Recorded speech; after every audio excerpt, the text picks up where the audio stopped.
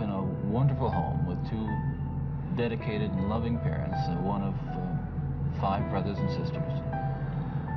A home where we as children were the focus of my parents' lives, where we regularly attended church, 2 Christian parents who did not drink, they did not smoke, there was no gambling, there was no physical abuse or fighting in the home. That basically I was a normal person. I wasn't some guy hanging out at bars or a bum. I wasn't a pervert in the sense that, you know, people look at somebody and say, I know there's something wrong with them, you just tell. I mean, I was essentially a normal person. I had good friends. I led a normal life, except for this one small but very potent, very destructive segment of it that I kept very secret, very close to myself, and didn't let anybody know about it. And part of the shock and horror for my dear friends and family years ago when I was first arrested was that there was no clue. They looked at me and they looked at the all-American boy.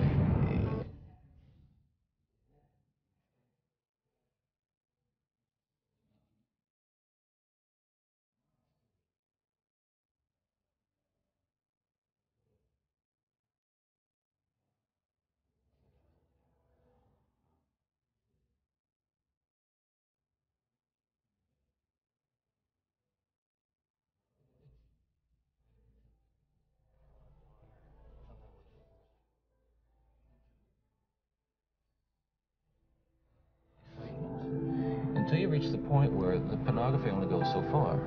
You reach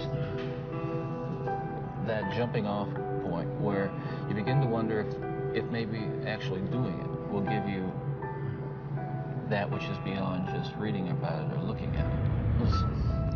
I'm no social scientist, and I haven't done a survey. I mean, I don't pretend that I know what John Q. Citizen thinks about this. But I've lived in prison for a long time now. And I've met a lot of men who were motivated to commit violence just like me. And without exception, every one of them was deeply involved in pornography, without question, without exception, deeply influenced and consumed by an addiction to pornography. There's no question about it. The FBI's own study on serial homicide shows that the most common interest among serial killers is pornography. Those of us who have been so much influenced by violence in the media, in particular pornographic violence, are not some kinds of inherent monsters. We are your sons and we are your husbands. And we grew up in regular families. And pornography can reach out and snatch a kid out of any house today. He snatched me out of my home. It snatched me out of my home 20, 30 years ago. And as diligent as my parents were, and they were diligent in protecting their children,